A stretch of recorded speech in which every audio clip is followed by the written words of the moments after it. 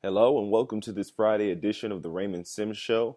I'm Raymond Sims, of course, and today we're going to finish up my two-part series on free agency as it stands. On Monday, the first show, I talked about the Eastern Conference. So Friday, for the sake of symmetry, I'll be talking about the Western Conference. But before we get to that, let me get some advertising out of the way. Of course, this show is brought to you by simscoliseum.com. Be sure to check out that site for all the great sports coverage of all sports, both real and fake. Be sure to check out the Twitter and Facebook. Both are called Sims Coliseum. You can even check out the Tumblr. I do fun stuff on there. But of course, also be sure to like this video and be sure to subscribe to the Coliseum Sports Network. A lot of cool stuff that I'm trying to do on this channel. I have the Coliseum Baseball Tournament going on, where I put 16 MLB teams against each other to see who wins, just because I'm 2 games in. I got 2 more coming up soon, the Marlins and Brewers, and the Padres and Angels, which if they're anything like the last 2 games I just posted over the past 2 days, you should be sure to tune in because it's been a good one. We had a come-from-behind win by the Cubs, and we had an extra inning win by the Astros. So even these teams that seem like they're awful, actually pretty good. So be sure to not miss out on that. Be sure to like this video and subscribe to the Coliseum Sports Network. So that's out of the way, let's talk about the Western Conference. And when you look at the Western Conference in relation to the Eastern Conference and all the big free agency moves that were happening there with LeBron and Pau Gasol and Carmelo Anthony, the West, by comparison, seems like a desert wasteland. Like nothing happened. Like everybody stayed pat. And that's not necessarily true. It's sort of the case in terms of free agency. I mean, you have a lot of teams in the West that stayed pat, didn't have any free agents, so they had to build through the draft. Some teams are fine where they are. Some teams probably made a trade or two, but I don't want to veer too much into trades because I want this to be talking about free agency and what teams brought in new players. So we'll get to that here. Just going to talk about a few teams that made some moves that made me raise my eyebrow, that raised my intrigue. So I'm not going to talk about every team in the West. So there may be some important developments for a team that I may very well miss. For instance, the Rockets and Clippers I'm probably not going to cover in this episode, but moving forward, especially as we're kind of getting closer than you think to basketball season, and I say that because football season's so close, so you never know, it's going to sneak up on us. I'll be sure to cover the Rockets and Clippers in a different episode, but right now, probably going to talk about I'm going to talk about another Texas team. I'm going to talk about a couple of California teams. I'm going to talk about a couple of teams from the Southwest Division. So let's start with the other Texas team, the Dallas Mavericks. Actually, I'm going to be talking about the other 2 Texas teams that aren't the Rockets. But first, let's get to the Mavericks here, who really were the biggest players here in free agency. They had to figure out what they wanted to do with Dirk Nowitzki. He was a free agent. They went ahead and re-signed him. Dirk was like, why not just close out my career here? Because why not? This team, depending on how the roster is composed, every year they can go from a playoff contender to a championship contender. That's really been the only real fluctuations here. Like even when they missed the playoffs, they've been very close. So, it's not like Dirk is hanging on with a losing team, unlike some veterans that I'll get to later. Dirk has a very realistic chance of if the team is built right moving forward over the course of his new contract, this team could be right back in the championship conversation. But for now, they're looking like a pretty good playoff contender. Just without looking at the standings and comparing everybody, I think that the Mavericks, with what they have, can be a middle playoff seed or lower playoff seed contender. Of course, they made the playoffs, were the 8th seed against the San Antonio Spurs. Played them close, even though it was only 5 games. Played them very close. But so Dirk is back. But then you lose Sean Marion in free agency. Well, you haven't lost him yet. He's still a free agent, but you're not sure what to do. It's going to be less of a chance for him to come back, and you lose Vince Carter to Memphis. So what do you do in that 3 spot? Well, you bring in Chandler Parsons from the other Texas team, from the Rockets, and it's a very interesting saga that I will admit I probably should have looked a little more into before doing this episode, but it seemed like there was a bit of weirdness as far as what was going on in Houston about whether or not they wanted to keep Chandler Parsons. He was a restricted free agent, so the fact that the Mavericks made an offer, the Rockets had a chance to match it, and they chose not to match it. And I know I saw a report out of Houston that it was somebody in the front office was saying that they're perfectly capable of winning without Chandler Parsons. And hey, that may very well be true. We'll see what happens moving forward with the Rockets. But Chandler Parsons is a very good piece. I don't want to overvalue Chandler Parsons' ability, but I do think that in terms of a team that's contending, he was a very huge part in terms of his versatility and his length and his ability to shoot. But apparently the Rockets didn't want that anymore. So Dallas picks him up, and I think that he's a good replacement. You got Marion and Vince Carter, who were very admirable pieces that played hard all the time, but they're getting up there in age. So you get Parsons that's a little bit younger. I think that can still work. It's one guy for two, but I still think that the talent levels should be able to make up for the losses of those two players. Also signed, that I didn't realize, Rashard Lewis in Dallas. So he's not going back to his hometown, Houston, where he was drafted out of high school, but he is in Texas again. So he's moving from Miami back to Dallas. That'll be cool. I'm sure he'll come out there, shoot some threes. He showed a little bit of oomph there in the playoffs in the Indiana series. So we'll see what he can bring here for the Mavericks. He'll definitely be coming off of the bench behind Dirk. So that'll be cool too. And then this isn't a free agent move. Like I said, I don't want to focus too much on trades, but I guess since I'm talking about the Mavericks, I might as well bring it up. The New York trade. Of course, I talked about the New York end on Monday. The Dallas end here on Friday. Tyson Chandler, Ray Felton coming to Dallas. That's a big thing. I think Tyson was a very odd fit in the Knicks system under Mike Woodson. He was a defensive guy on an offensive team. So now you got Tyson coming back to the team that he won a championship with. And it's not going to be the same Tyson exactly, but you know he's going to play hard. So that's really all you kind of want. And, you know, it's fan service too, because the fans like Tyson in Dallas, thought that he contributed a lot. So, hey, he comes back and, hey, maybe he can find some more energy to do the great things that he did in Dallas again. I mean, let's remember, he's not expected to score 20 and 10. They really just need him for 10 and 10 and 2 blocks a game. And that's really it. So, or 10 and 15 and 2 blocks, you know. So bringing him back was a good move. And you got Ray Felton at the point. So that's a good addition as well. Maybe he can reclaim some ability, because it seemed like he was falling off there in New York. So you would want Ray Felton to get back to some of that prowess that he's had and shown over the years.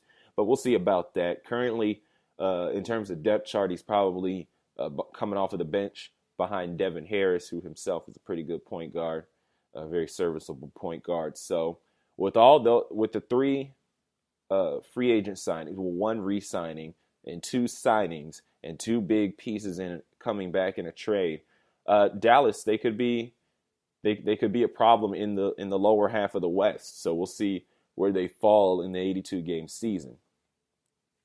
We'll stay in the Southwest Division. We'll stay in Texas with the San Antonio Spurs. And free agency moves they made wasn't bringing in anybody. It was keeping a couple of major pieces. They keep Patty Mills and they keep Boris Diaw. And everybody else is still there.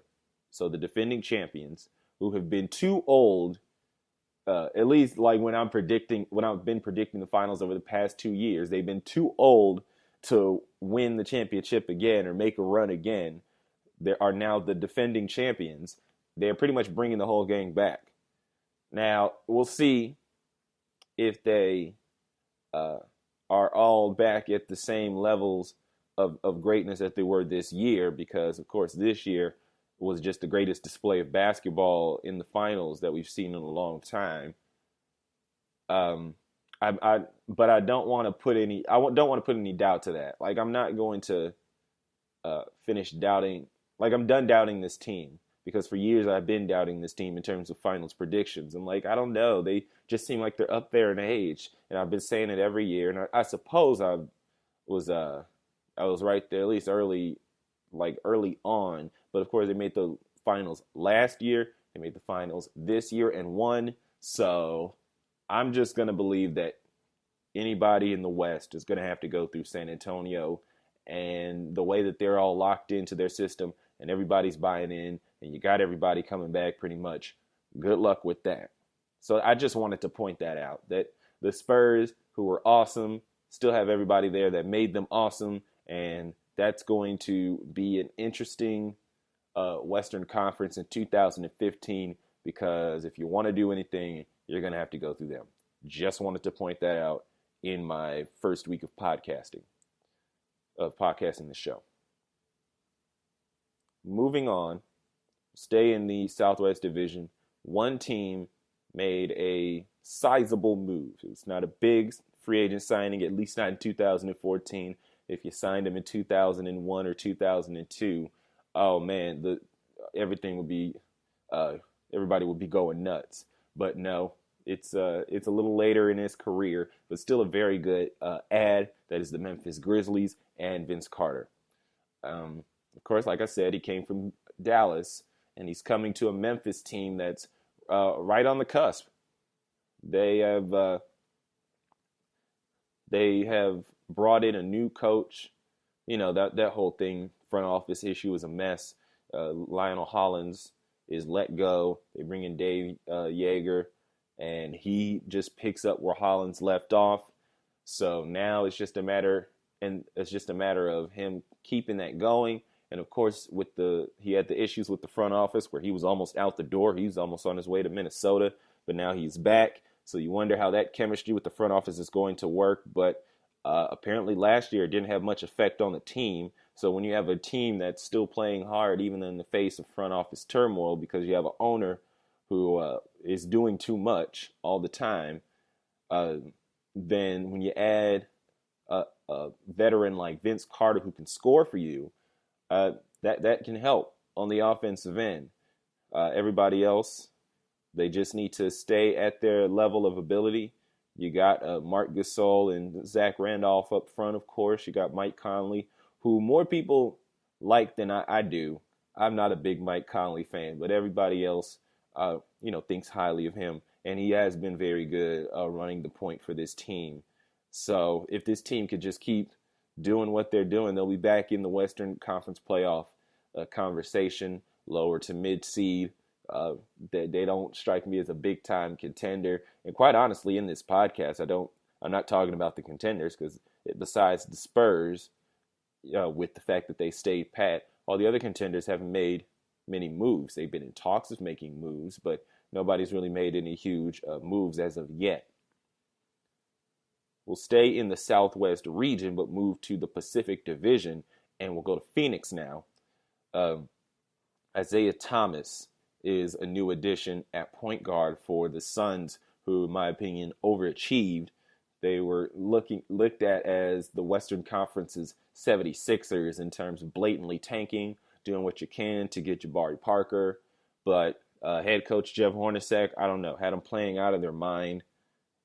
Like, you look at the names on the roster, you're like, Goran Dragic, PJ Tucker, Marcus and Markieff Morris. This is the team that made a push at the playoffs towards the end of the season. And yeah, it was. And that tells you something, that a team that ended up in about 9th or 10th place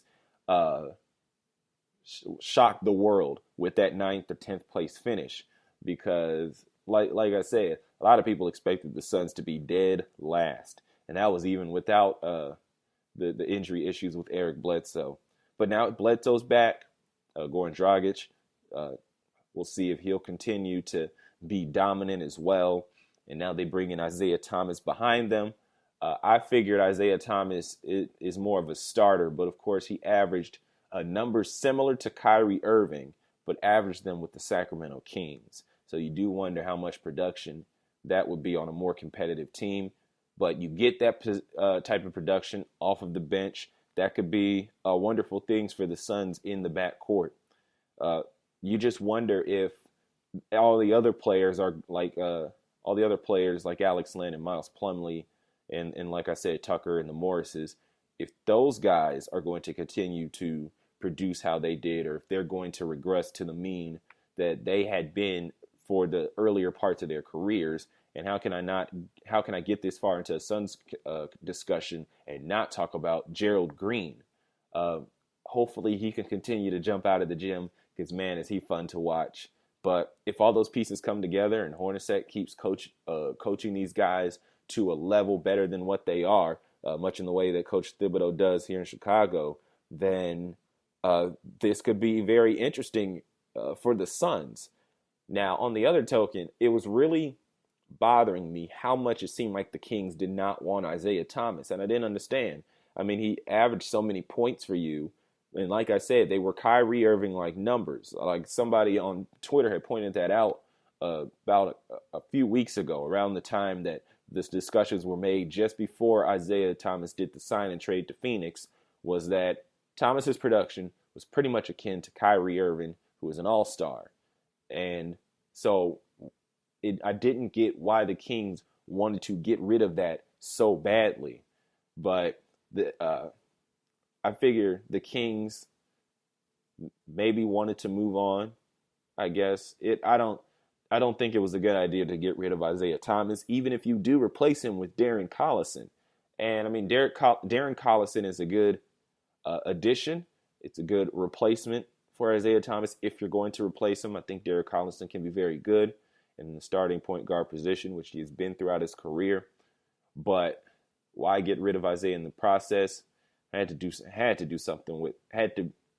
most likely do with the contract or with money or whatever, I suppose. But I feel like Sacramento's really gonna miss out. It's not gonna make them if rather than not they miss the playoffs isn't dependent on Isaiah Thomas. But I do feel like if this team makes a push towards the postseason, they're gonna miss a lot of that oomph because they don't have Isaiah Thomas and his quickness and his scoring ability. Now, with that being said, Sacramento with Darren Collison is shaping up to be a pretty good team as long as everybody develops on schedule for the most part. I mean, Jason Thompson's going to be Jason Thompson. But other than that, you got DeMarcus Cousins, still a 20-10 guy, still an all-star, got attitude problems. But hey, for the most part, I think Cousins could be a somebody. You have Ben McLemore, who's still coming along. You still got Rudy Gay, who's just going to keep on shooting. So there's offense there. There's a little bit of defense there. And I still think the Kings are going to be on the outside looking in. But if the Kings have some sort of plan, we'll see. But I think that them losing out on Isaiah Thomas or giving up Isaiah Thomas because they blatantly did a sign and trade, doing that was just, I don't think it was the best move for them to be a contender. And the last team that I want to talk about is the Los Angeles Lakers. So we went on a road trip here. We went from Dallas to San Antonio to Memphis. We moved out west to Phoenix, and then we moved to Sacramento. And now we're down the coast. We're going to finish off at the beach at Santa Monica over by the pier along the Pacific Coast Highway. That's where we're going to finish off a beautiful Western Conference road trip with the Los Angeles Lakers. Like I said, I'm not going to talk about the Clippers here because this isn't an NBA thing per se. This is free agent talk here. But the Lakers, they intrigue me. Of course, last year they were just awful to watch, especially towards the end of the year under Mike D'Antoni and a team that pretty much just gave up. I thought that they gave up 120-plus points twice on TNT. But what it was that they blew out the Knicks, and then they were blown out by the Clippers. But still, hard games to watch. just on both ends. The Lakers were not good last year. A lot of names had to step up and score big points that you would not expect. I mean, Kent Bazemore, his free agent value probably rose just because he had to play for the Lakers. You had Xavier Henry, who made some noise before he got injured. It was really crazy, just the type of names that had to step up and be big scorers for this team, especially with Kobe out and Steve Nash out. And so coming into 2015, it's going to be interesting to see how this team stacks up. Like, is Nash too old? Is Kobe too old and ornery? Which one of these random guys is going to come through for this team? I mean, they're starting to sign some guys back. And then some of the guys that they signed to actually bring in, they're not the names that you would bring in that would call for a parade or call for the press conference that the Heat had when the big three went there. Jeremy Lin, Carlos Boozer, and Ed Davis. Not big time names to bring in.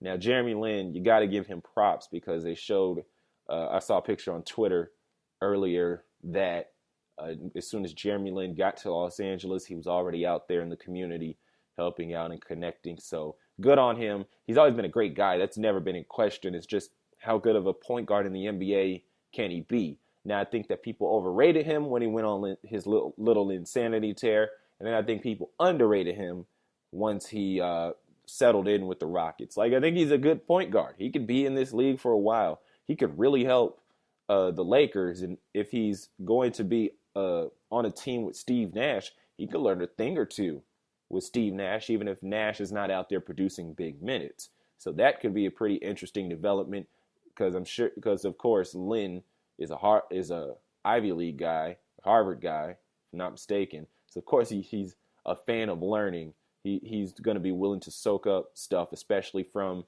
an MVP like Steve Nash. Carlos Boozer he comes in picked up off of waivers by the Lakers, so it was kind of a swap, just not an official trade between the Lakers and Bulls. Gasol, of course, going to the Bulls. Seems like he'll be a decent addition there, depending on what happens with this whole Kevin Love situation. We'll see how long the Bulls are set up like that. But Boozer will come in and fill the place of Gasol. So you lose a little length, you lose a little bit of defense, you'll probably lose a little bit of shooting range. It's a lesser version of Gasol, and from personal experience being here in Chicago, good luck with that, Lakers, because you're going to be banging your head against the wall. Again, Boozer is perfectly capable of scoring 20 and 10 on a night, but it's usually not consistent. At least with Chicago, it wasn't consistent enough. He wasn't reliable enough on defense, and he wasn't even a good team defender, and he was very annoying with his yelling in terms of getting rebounds and stuff like that. But like what happened with Kent Bazemore, and like what happened with Earl Clark, and like what happened with Xavier Henry, maybe Boozer has found a place where he can just flourish and be dominant down there at the 4th spot. The player that will most likely be behind him, Ed Davis. Ed Davis is actually very serviceable in his position, in his role. He comes off the bench. He can rebound for you. He can be a big guy. I believe he can put his back to the basket, if I'm not mistaken. He's last with Memphis, so he fit in there. So he went out and went ahead and got his money, because why wouldn't you? So, and he's with the Lakers. He's wearing purple and gold. There's some cachet to that. So being on a losing Lakers team isn't the worst thing in the world, because even though Lakers fans are large in number, and some of them like to freak out when the team is losing, for the most part, it's not going to be the type of vitriol that you might get in, for instance, a Midwestern or Eastern city, where they're a little more focused on the sports teams and a little more invested in the successes and failures than you would expect with a Sun Belt team. So Ed Davis, going to be a backup 4 out there in Los Angeles, and that'll be good for him, but we'll see what that means for for the Los Angeles Lakers, because there's a whole lot of questions. After seeing the dumpster fire that was the 2014 season, you really wonder if this team can even contend in 2015. I don't want to doubt them, and I don't want to think that this team is going to be making a run at the playoffs either. I don't know. If I had to make a decision, because why not? I'm sitting here recording this. Let's give them a 7th seed or an 8th seed. Of course, that was what they were in 2013 when they lost to the Spurs, was a 7th seed with all of this stuff going on with them. Yeah, why not? 7th and 8th, fighting for one of those last spots if everything goes together and Kobe is healthy and Steve Nash is healthy and Jeremy Lin is a presentable point guard and Carlos Boozer is nearly consistent enough to score, because he's not going to play defense, not at this point in his career. Not even under their whoever their new coach will be. They could be a lower half of the playoff bracket, but like I said, it's too far out to tell. Even though it's coming, the season's coming, and it's coming faster than you think. One more non-free agent thing about the Lakers, though: just hire Byron Scott already. Jeez, you don't need a bunch of interviews. You really don't. I mean, maybe a second interview, perhaps. But it's like, why do you keep bringing them in for interviews? Who else are you talking to? I feel like nobody else wants to coach with the Lakers. Like Lionel Hollins, he wanted to, but Brooklyn snatched him up because you were taking so long. So we're just bringing Byron Scott. Word around town is that he's not the best coach in the world, but hey, he's a former Laker. Kobe runs the team now until he retires, so it kind of doesn't matter. So whatever, just bring in Byron Scott. Stop making it difficult. But I will say, I wouldn't be opposed to them just coming out of nowhere, bringing in some big name coach that nobody expected. So maybe that's why they're taking so long. I don't know. We'll just see how it develops moving forward. So that's a look at the Western Conference in terms of free agency. There's some stuff going on, some movement going around. But for the most part, the Western Conference, it was very competitive last year. So I guess a lot of teams didn't see any reason to get involved in the free agent carousel. Like I said, these teams probably built through the draft, made a trade or two here or there to do their thing. But in terms of free agency, they didn't really feel like getting involved. So it will be fun to watch, of course, just like the NBA is. NBA action, it's fantastic. And I'll be right there watching, and I hope that you will be too. But I thank you for listening to today's podcast. On Monday, I'll probably just talk about what happened over the weekend.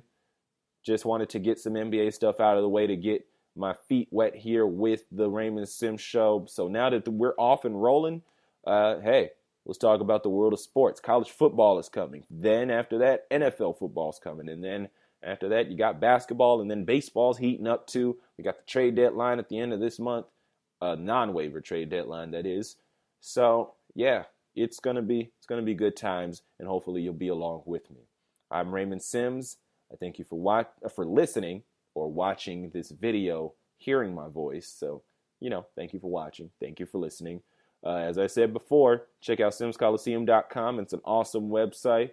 I'm going to be updating more and more. Just stay tuned here to the Coliseum Sports Network. Like this video, like all the other videos. Be sure to subscribe. Don't miss out on a thing, especially with my baseball tournament going on. And we're going to have some basketball stuff down the line too. Like, for instance, the UBC. That will be coming in the fall, so stick around for that. Follow me on Twitter. Follow me on Facebook. Facebook is the really good news outlet for that, and all the posts that I have will go to there. And then Twitter, I just talk about things. And I'm chuckle-worthy. It's funny stuff, I promise you. And also follow me on Tumblr if you're into that sort of thing. I just reblog a bunch of awesome sports pictures so you can blog them on your own Tumblr. So it's good times all around here in the Coliseum. Just join me, man. But until Monday, have a wonderful weekend.